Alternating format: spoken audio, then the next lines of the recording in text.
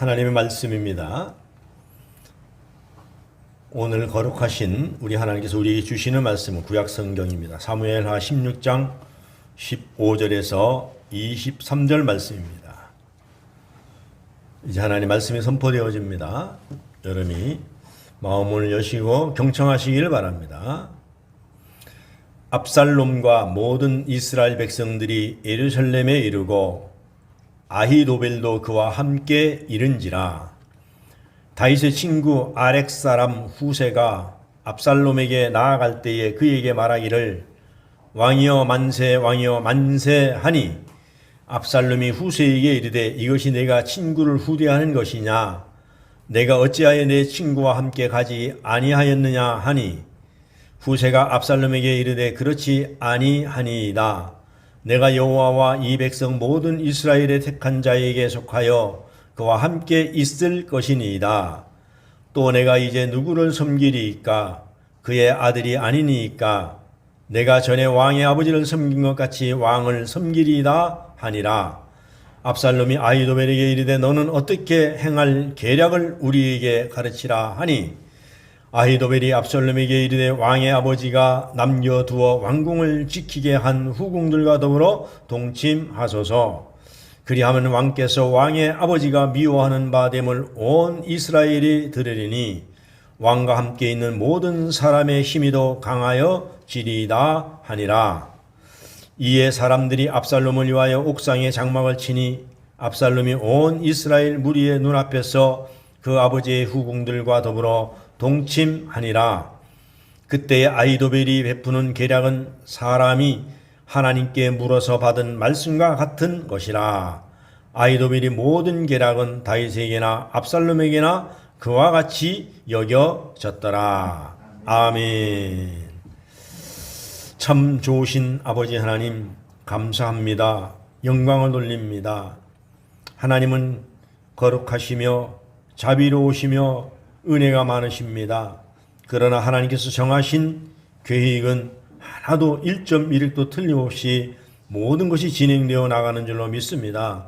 죄를 미워하시는 하나님, 다윗이 지었던 그 죄를 하나님은 반드시 보복하시고 또 하나님은 말씀에 순종하고 교만한 자에게는 벌을 내리시되 말씀에 순종하는 자에게는 상을 내리시는 하나님을 믿습니다. 오늘 우리가 이 땅에 살 때에 아히도벨과 같은 모략과 계략에 빠지지 않게 도와주시고 아둔해 보여도 하나님의 말씀에 사로잡혀서 살아가는 그 겸손한 하나님의 백성들 되게 하여 주시옵소서. 오늘 말씀을 선포할 때에 듣는 자 선포하는 자 모두가 하나님의 음성을 듣고 하나님의 편에서는 놀라운 역사가 있게 하여 주시옵소서. 모든 말씀을 주님께 의탁하옵고 예수님의 귀하신 이름 받들어 기도하옵나이다. 아멘. 할렐루야. 하늘의 비파 날 사랑하심. 정말로 하나님 여러분이 하나님이 나를 사랑하심을 오늘 이 시간에 믿어져야 말씀이 귀에 들어오고 귀에 들어와야 내 마음판에 새겨지는 줄로 믿습니다. 내 마음판에 새겨져야 우리가 은혜를 받고 새로워지는 거예요. 할렐루야. 하늘의 비파입니다. 이것은 날 사랑하심. 날 사랑하심 날 사랑하심 날 어디에 쓰였어요? 성령의 두 손을 가슴에 대고 날 사랑하신 하나님이 날 사랑하시 믿어지십니까? 날 사랑하시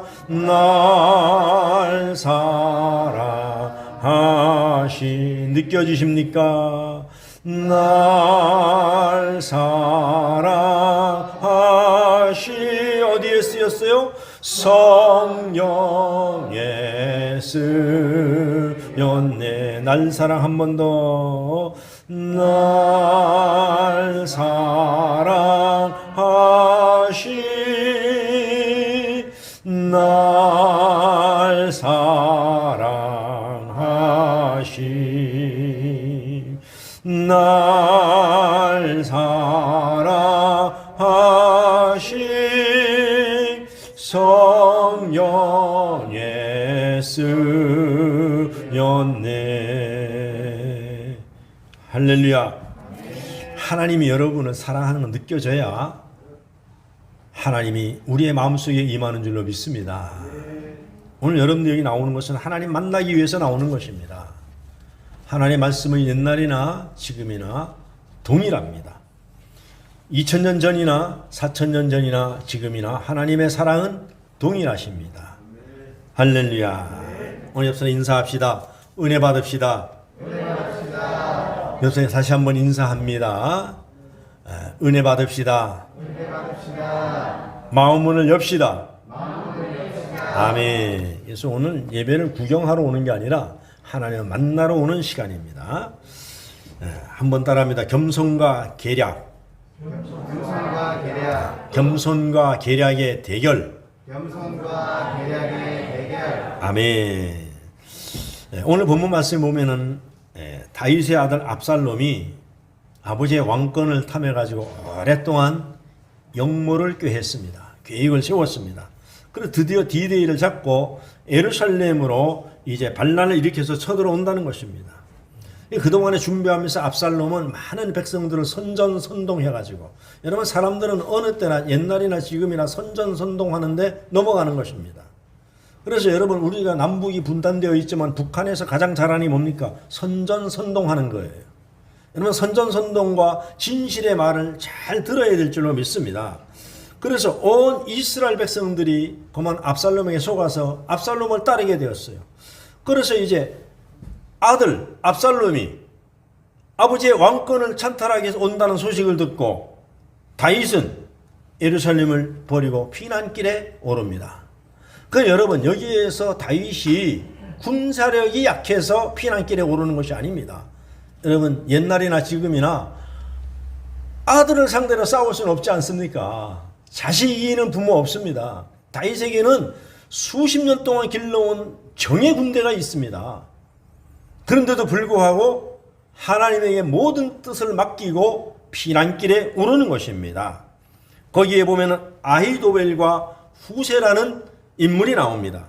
오늘 본문에 보면은 이스라엘 다윗 왕을 따랐던 아히도벨과 후세, 이들이 그런데 또 반역을 일으킨 다윗의 아들 압살롬의 또 군대에 가담하게 됩니다. 이게 전력가로 가담하게 되는 거예요. 그래서 아히도벨과 후세의 이 두 사람을 여러분이 잘 주목해 보시기 바랍니다. 아히도벨의 이름은 뜻은 내 형제는 헛것을 말한다라는 뜻을 가지고 있습니다. 아히도벨은 원 이름은 아히바알로, 바알은 내 형제라는 뜻입니다. 근데 후세의 이름은 그 뜻이 너무 신기합니다. 후세의 이름 뜻은 뭐냐면은 하나님은 계산하셨다, 그런 뜻입니다.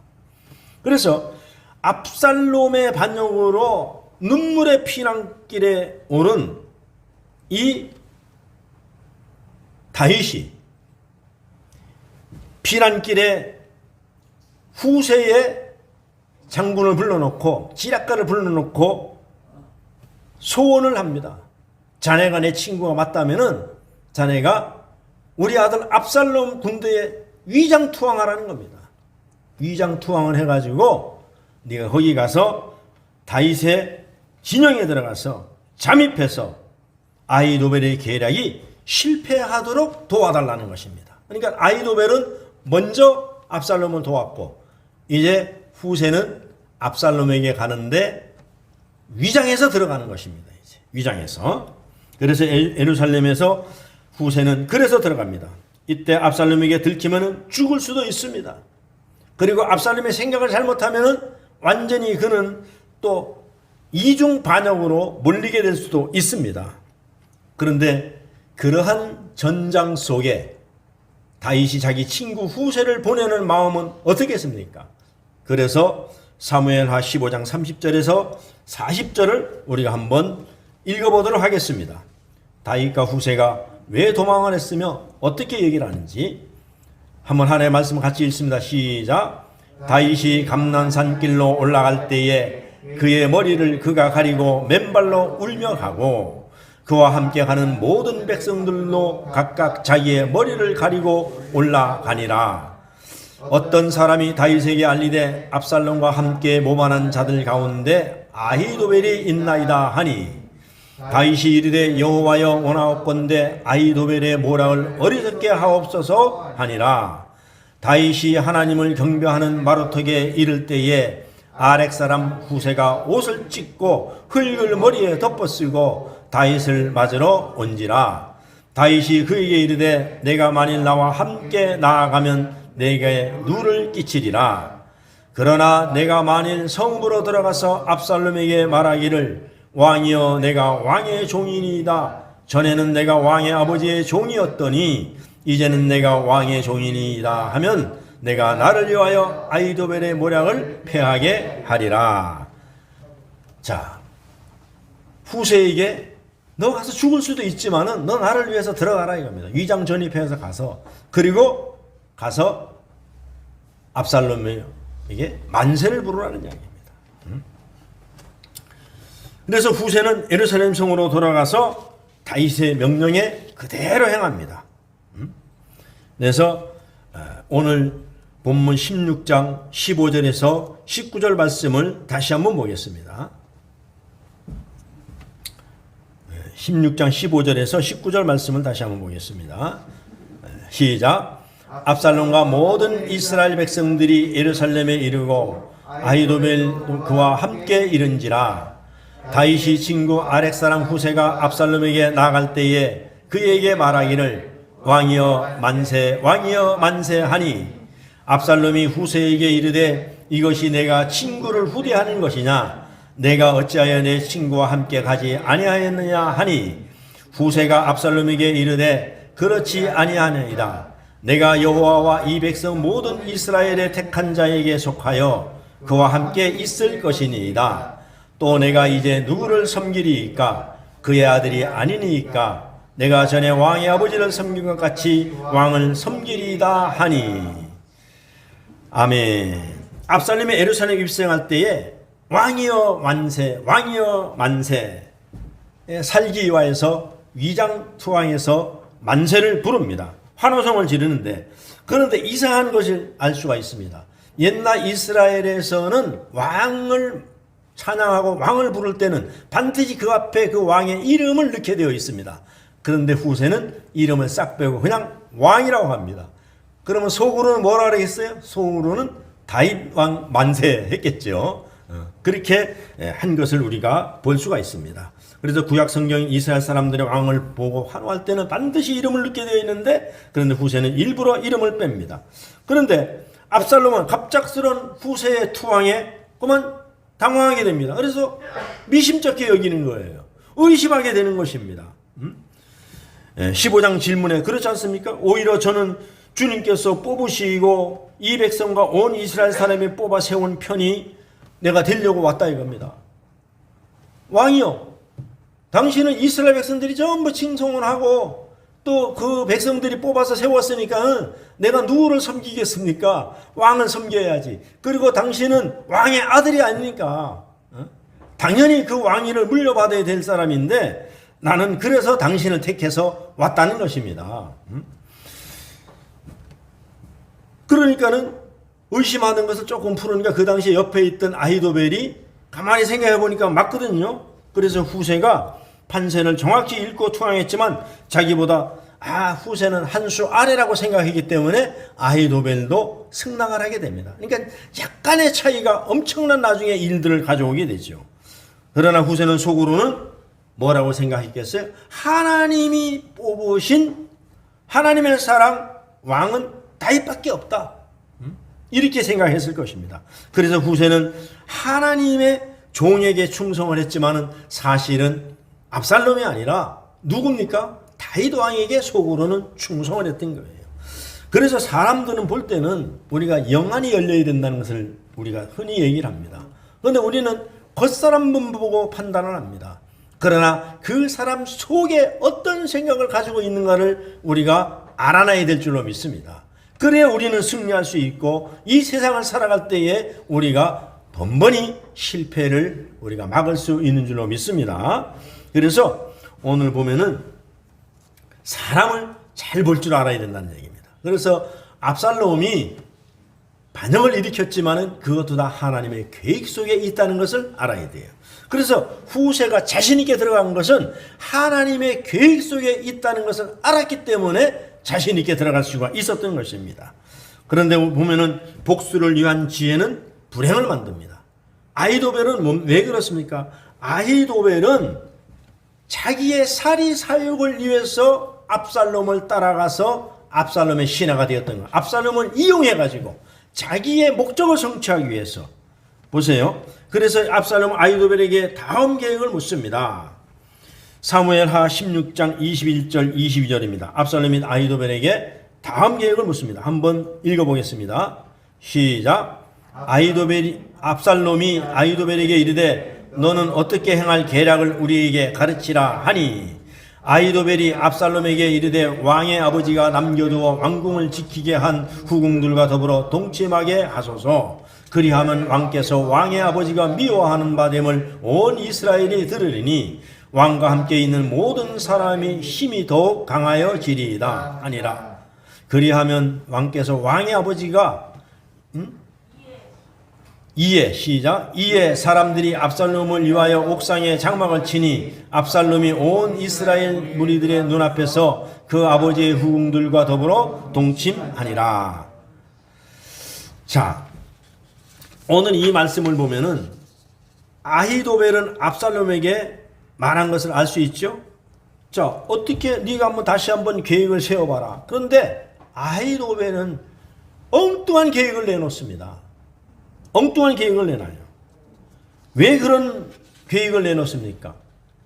왕이요. 이 성정도 참 이상해요. 아니, 다윗이 도망가면서 성을 지키는 궁녀 20명으로 다 그 궁을 지킬 수가 있습니까? 근데 궁녀를 맡겨놓고 나갔어요. 맡겨놓고 나갔어요. 근데 왜 후궁들과 동침하라? 그것도 옥상에서. 다윗이 우리아의 아내 밧세바를 범할 때에 지붕 꼭대기에서 내려다 봤다 그랬습니다. 아니, 하나님은 그대로 갚아주는 거예요. 그리고 그 당시에 뭐라 그랬어요? 너의 백주 대낮에 너는 너의 자손들이 그런 일을 하리라. 그것을 이루는 거예요. 하나님의 약속을요. 그래서 아히도벨은 압살롬에게 이렇게 하는데 그렇게 하면 이스라엘 사람들은 압살롬과 다윗 둘 중에 하나는 죽을 수밖에 없는 싸움이 벌어지면은 누가 둘 중에 하나 죽어야 된다는 얘기입니다. 그러면 많은 사람들이 그래요. 아니, 아버지가 어떻게 아들하고 이렇게 싸워가지고 저 난리를 지기고 아버지를 더 나쁘게 본다는 것입니다. 그리고 상대를 자극해가지고 그런 모습을 행함으로 말미암아 다윗이 극도로 분노해가지고 이를 그르칠 수 있게 만들어 버린다는 것입니다. 그래서 그런 모습을 보고 백성들이 압살롬의 편이 될 것이라는 것입니다. 아히도벨이 그런 계략을 세우는 거예요. 그러니까 어떤 것입니까? 우리가 싸울 때 보면 한번 때려봐라 욕을 하고 막 그 사람을 분을 일으키게 하면 그 분에 못 이겨서 한 대 때리면 나중에 뭐라 그래? 폭행죄로 고발해 버리는 거예요. 그런 계략을 아히도벨이 세우는 것입니다.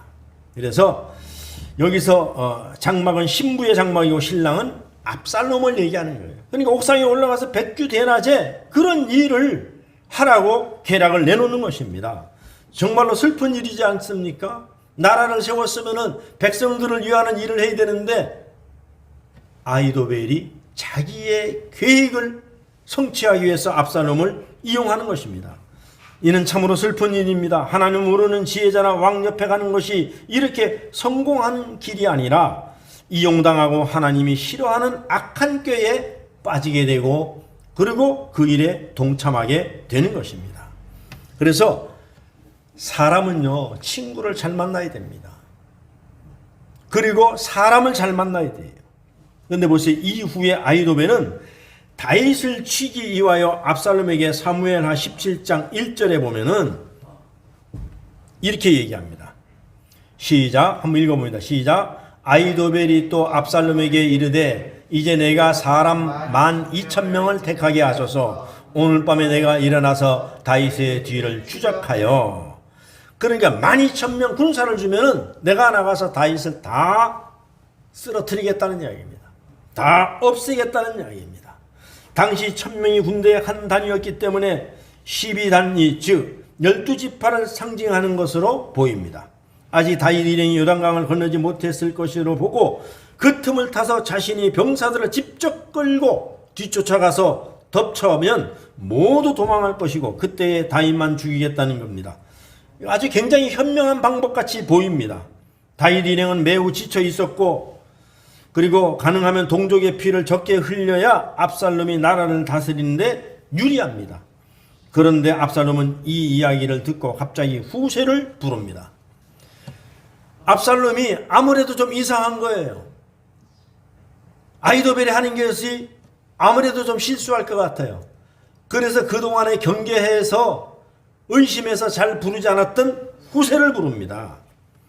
여기에 1만 2천 병력을 주어 자기 아버지를 죽게 한 다음에는 그가 어떤 무서운 길을 이어갈지 속으로 압살롬은 염려할 수밖에 없습니다. 그래서 복수를 위한 지혜는 불행을 만든다는 것입니다.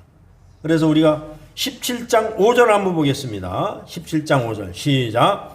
압살롬이 이르되 아렉 사람 후세도 부르라. 우리가 이제 그의 말도 듣자 하니라. 후세가 오라 했을 때 속으로 뜨끔했을 것입니다. 아마. 아니 내 정체를 알아차렸지 않나? 혹시 내가 가짜로 투하한 것을 알아내면 어떡하지? 그렇게 생각할 수도 모릅니다. 그래서 후세를 불러서 의견을 듣자는 것입니다. 그런데 후세는 겁을 먹고 갔는데 뜻하지 않게 정말로 이 압살롬은 화려하지 않지만은 합리적인 그런 생각을 제시를 합니다. 다윗을 따르는 사람들은 많지 않지만 역전의 명사들임을 우리가 모두 알고 있기에 후세가 바로 얘기하는 거예요. 다윗을 따르는 사람들은 작지만은 그들은 아주 훈련된 군사들로 되어 있으니까는 함부로 갔다가는 병사들 다 잃고 다 죽을 수 있으니까 계략을 잘 짜야 된다는 이야기입니다. 그러니까 그러지 마시고 시간을 좀 주시면은 이스라엘의 통치권을 장악한 다음 정규 병력을 모아서 내가 끌고 가가지고 압살롬 직접 가서 덮치시면은 그들을 잡을 수가 있을 것입니다. 다윗이 10년 이상 도망다니면서 살아남았다는 것을 압살롬은 합리적인 방식으로 후세가 말한 것을 받아들입니다. 그래서 그에게 물러나온 후에 후세는 이 사실을 즉각적으로 다윗에게 알립니다. 그러니까 작전했는 비밀을 알려주는 거예요. 사무엘하 17장 15절에서 16절입니다. 시작. 이후에 후세가 사독과 아비아달 두 제사장에게 이르되 아히도벨이 압살롬과 이스라엘 장로들에게 이러이러하게 계략을 세웠고 나도 이러이러하게 계략을 세웠으니 이제 너희는 빨리 사람을 보내 다윗에게 전하기를 오늘 밤에 광야 나루터에서 자지 말고 아무쪼록 건너가소서 하라. 혹시 왕과 그를 따르는 모든 백성이 몰사할까 하노라 하니라. 그러니까 내가 세운 작전과 압살롬이 세운 작전을 다 알려준 거예요. 그러니까 강 건너가라는 겁니다. 강 건너가기 전에 진치지 말고 다 알려주는 거예요. 하나님은 후세를 통해서 시간을 계산하고 계셨던 것입니다. 그래서 이 일은 다윗이 밧세바를 범하였을 때 나단 선지자가 다윗에게 선포했던 심판이 이루어진 것입니다. 사무엘하 12장 11절에서 12절에 보면은 이미 밧세바를 범했을 때 하나님이 말씀하셔서 예언하셨어요. 한번 읽어봅니다. 시작. 여호와께서 또 이와 같이 이르시기를 보라. 내가 너와 내 집에 재앙을 일으키고 내가 내 눈앞에서 내 아내를 빼앗아 내 이웃들에게 주리니 그 사람들이 내 아내들과 더불어 백주에 동침하리라. 나는 은밀히 행하였으나 나는 온 이스라엘 앞에서 백주의 이 일을 행하리라 하셨나이다 하니. 그러니까 하나님이 이미 다윗이 잘못했을 때 너는 아무도 몰래 비밀리에 행했지만은 너 죄값을 갚을 때는 모든 이스라엘 사람들이 다 알도록 내가 행하게 백주에 행하겠다는 것입니다.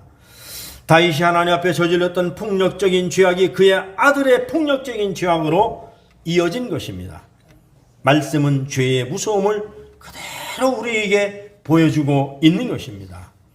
여러분, 그래서 우리가 죄를 짓고는 살 수가 없어요. 우리나라 말에도 그런 말이 있잖아요.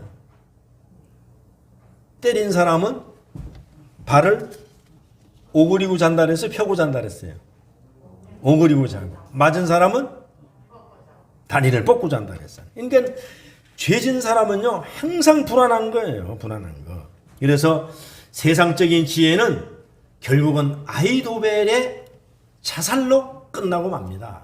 그러니까 세상적인 계략은, 하나님이 개입하지 않는 계략은 망하는 길로 가는 거예요. 아히도벨은 자신의 전략이 선택되지 못하자 그 끝을 알고 있었어요. 그러니까 사람들이 죄지면서도요, 이 끝이 잘못되고, 이 끝에는 내가 쇠고랑을 차고, 이 끝은 내가 정말로 죄악길로 달려서 내 목숨이 끊어지는 걸 알면서도 사람들은 그 길로 가는 거예요. 그래서 다윗이 요단강을 건너가 요압의 군대와 합치면 압살롬을 따르는 사람들의 수가 아무리 많아도 질 수밖에 없음을 잘 알 수 있었기 때문에, 그래서 아히도벨은 뒤도 보지 않고 그 자리에 나와 고향으로 돌아가서 스스로 목을 매서 인생을 마칩니다. 17장 23절의 말씀입니다. 시작. 아히도벨이 자기 계략이 이행되지 못함을 보고 나귀의 안장을 지우고 일어나 고향으로 돌아가 자기 집에 이르러 집을 정리하고 스스로 목매어 죽음에 그의 조상의 묘에 장사되니라. 그렇습니다. 실패하면 어떻게 되는 걸 이미 계산하고 있었습니다. 그의 복수는 그렇게 끝나게 됩니다. 아히도벨의 삶은 다른 전략가나 조언가의 삶과 크게 다르지 않습니다. 아히도벨은 밧세바의 외가 쪽으로 할아버지였습니다. 그러니까 다윗이 밧세바를 범한 그 죄악을 갚기 위해서 압살롬을 이용했던 것 뿐이에요. 그러니까 하나님과 아무 관계 없는 겁니다. 그러니까 개인의 이익을 취하기 위해서 했기 때문에 아히도벨은 이길 수가 없어요. 그런데 후세는 다윗을 통해서 하나님이 보내신 사자라는 이야기입니다. 그래서 오늘 다윗이 자기 아들 압살롬을 피해서 나가면서 한 행위가 뭐냐면 예배를 드렸다는 이야기입니다. 예배. 그래서 우리가 오늘 본문 말씀처럼 겸손은, 계략이 겸손을 이길 수가 없어요. 하나님의 말씀대로 사는 것이 겸손입니다. 아무리 지략이 뛰어나고 아무리 머리가 좋고 아무리 계획을 잘 세워도 하나님의 겸손을 인간의 계략이 이길 수가 없다는 이야기입니다. 할렐루야. 그래서 우리가 그 세상의 지혜는 결국 이를 사용하는 사람의 목숨을 빼앗아갈 뿐이지 아무리 뛰어난 전략도 필요가 없다는 것입니다. 그래서 우리가 삼국지 한번 읽어보신 분들이 있잖아요. 삼국지 같은 거 보면은 거기 보면 조조, 위나라의 조조, 이름도 얼마나 참 멋있습니까? 조조. 꾀가 조조 같다 그러잖아요. 우리가 말하면요. 그 다음에 유비, 총나라, 오나라의 손권, 그 다음에 유명한 손자도, 제갈공명도 다 편안하게 눈을 감지 못해. 그들이 평생을 전장에 있었지만은 그들의 목적은 인간의 생각으로 삼국을 통일하는 것이었습니다. 그런데 삼국을 통일하지 못하고 결국은 다 죽습니다. 그런데 후에 진나라의 사마이가, 엉뚱한 사람이 삼국 통일을 이루는 거예요. 그래서 자신이 하고 싶은 일을 하늘과 사람들이 막는다고 마지막에 제갈량이 말을 남기고 죽지 않습니까? 그러니까 하늘이 돕지 않으면 절대로 할 수 없다는 것을 옛날 사람들은 예수를 안 믿어도 잘 압니다. 그리고 그들이 그렇게 위하려 애를 썼던 왕과 그의 부하들은 모두 다 사라져 갔습니다. 그런가 하면 유명한 전략가라도 다른 생각을 하다가 다 죽는 거예요. 하나님께서 허락하지 않는 것은 아무리 우리가 튼튼하고 아무리 계략을 잘 세우고 아무리 견고한 성을 만들었을지라도 그건 다 무너지게 되어 있습니다. 그래서 독일의 30년 전쟁을 이끈 전략가 중에서 알브레히트 발렌슈타인이라는 사람이 있습니다. 이 사람은 또 그랬고 신성 로마 제국의 황제 그갈 신임했지요. 그러나 왕이 되려 하는 게 아닌가 하는 의심을 받게 됩니다. 그 자신의 마음속에는 오락가락합니다. 그 전쟁에서 끝까지 살아남을 것 같았지만은 결국은 황제의 자객에 죽습니다. 이 사람이. 여러분, 우리가 전쟁에 나가서 몇 년에게 싸워도 안 죽습니다. 그런데 하나님이 죽이려고 그러면은요, 나뭇가지에 머리카락이 걸려서 넘어 떨어져서 죽습니다. 전 세계의 정치가나 정계의 모사들이나 전략가들이 다 이렇게 비슷합니다. 남의 조언은 들어줄 수 있지만 잠시 승리하는 것 같습니다. 자신을 따르는 사람도 자신에게 다가오는 불행도 그들은 알지 못하고 이기지 못합니다. 그들은 자신의 안에 꿈틀거리는 욕망도 주체하지 못하기 때문입니다. 그래서 아히도벨처럼 개인적인 감정에 사로잡히기도 합니다. 모든 일과 계획이 전략가의 마음에서 어디에 목표로 되어 있는가는 조언받는 사람도 잘 모를 때가 많습니다. 사람들은 원래 그렇습니다. 조언해주는 사람이나 조언을 듣는 사람이나 잘 모릅니다. 그러므로 교회가 교회의 강함을 보여주기 위해서 예배당을 크게 짓고 교인을 불러 모아서 그 세를 불리고 선교나 구제 등의 모든 사업을 잘하지만은 그것이 하나님을 위한 것이 아니라, 하나님 말씀에 순종해서 하는 것이 아니라 교회의 명성을 얻기 위해서 하는 것들이라면은 하나님의 뜻에 순종하는 것으로 볼 수 없다는 것을 지금 말씀드리고 있는 것입니다. 아무리 사람들이 꾀를 내고 지혜를 내고 덕망이 있고 유명한 사람을 내보내도 하나님이 함께하지 않는다면은 그건 아무 소용이 없는 것입니다. 그래서 우리는 하나님을 기다려야 됩니다. 그것이 겸손입니다. 그분의 도우심과 함께 해주심을 기다려야 됩니다. 하나님이 다른 의도와 생각이 없습니다. 우리를 하나님의 형상에 맞는 사람으로 바꾸셔서 주의 나라로 인도하기를 원하십니다. 그래서 세상의 지혜를 따라가는 길과는 달리 고통과 어려움이 많고 화려하지 않는 것처럼 보이지만 그 나중에 행복합니다. 우리의 고난, 고통, 죄와 죽음의 대가는 다 하나님께 맡기면 되는 것입니다. 그래서 이것을 잘 알고 있는 사도 바울은 고린도전서 1장 18절에서 20절에 이렇게 고백하고 있습니다. 이 바울의 고백이 저와 여러분의 고백이 되어야 될 줄로 믿습니다. 함께 읽겠습니다. 시작. 십자가의 도가 멸망하는 자들에게는 미련한 것이요 구원을 받는 우리에게는 하나님의 능력이라. 기록된 바 내가 지혜 있는 자들의 지혜를 멸하고 총명한 자들의 총명을 폐하리라 하였으니, 지혜 있는 자가 어디 있느냐, 선비가 어디 있느냐, 이 세대의 변론가가 어디 있느냐, 하나님께서 이 세상의 지혜를 미련하게 하신 것이 아니냐. 아멘. 하나님 믿는 사람들은 너무 똑똑하면 안 됩니다. 너무 영리해서도 안 된다는 것을 성경은 말하고 있습니다. 하나님 믿는 사람들은 하나님 우리에게 요구하는 것은 뭡니까? 항상 가장 지혜 있는 것이 뭐냐면 너희는 먼저 그의 나라와 그의 의를 구하라는 것입니다. 네가 하다가 안 되면은 하나님께 모든 것을 맡기고 너는 하나님의 일만 하라는 이야기입니다. 할렐루야. 아멘. 그래서 오늘 본문에 다윗은 죄를 저질렀으나 이에 대해 시인하고 하나님이 주시는 고난을 받으며 걸어갑니다. 그래서 다윗은 자기가 죄를 졌을 때에 그것을 알았어요. 자기의 죄를. 그리고 하나님께서 행하시는 걸 알았기 때문에 압살롬이 쳐들어와도 그 성을 다 버리고 자기의 군사를 동원해서 대적하는 것이 아니라 하나님의 시간에 맡기고 피난길에 오른 것입니다. 할렐루야. 그래서 우리가 인생을 살다 보면은 예수 믿는 사람들이 때로는 손해볼 때가 있습니다. 때로는 억울한 일을 당할 때가 있습니다.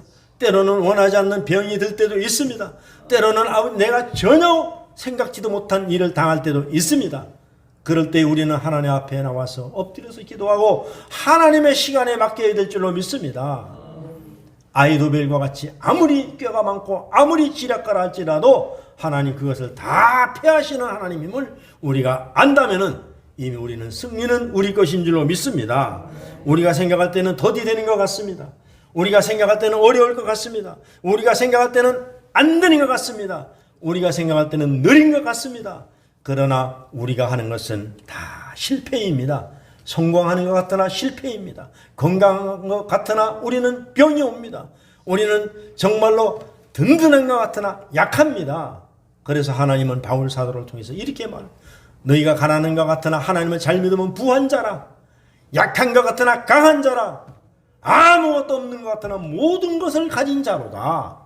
우리는 모든 것을 가진 자입니다. 하나님 한 분만 믿으면, 하나님 한 분만 믿고 따르고, 하나님 한 분만 우리가 의지하고 하나님께 모든 계략을 맡기고 모든 일을, 섭리를 맡기고 가면은 하나님이 우리의 인생 가운데 오셔서 하나님이 우리에게 계산하십니다. 어떤 것이 더 유익하신지, 어떤 것이 더 손해를 볼 것인지 우리가 계산하는 것이 아니라 하나님이 계산하십니다. 그리고 하나님이 우리 편이 되어 주십니다. 그리고 우리를 살리기 위해서 계산하시는 것입니다. 우리에게 빼앗고 우리를 죽이려고 계산하는 것이 아니라 우리에게 더 주시려고, 우리에게 쏟아 부으려고, 우리를 정성화시키려고 계산하시는 줄로 믿습니다.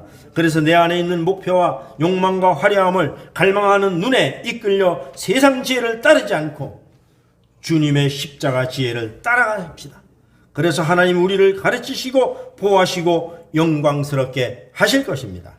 이 일을 기억하시고 주님만 의지하고 이 험난한 세상을 이겨나가는 저와 여러분이 다 되시기를 주의 이름으로 축원합니다.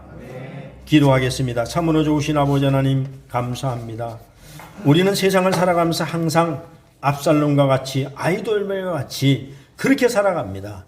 그러나 우리는 늘 다윗의 성경책을 읽으면서 흠모합니다.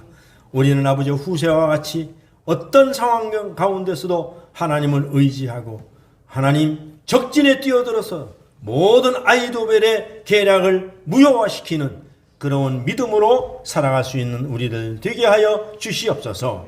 모든 것을 하나님께 맡기고 승리하는 우리의 삶들 되게 하여 주시옵소서. 감사하옵고 예수님의 귀하신 이름으로 기도하옵나이다. 아멘.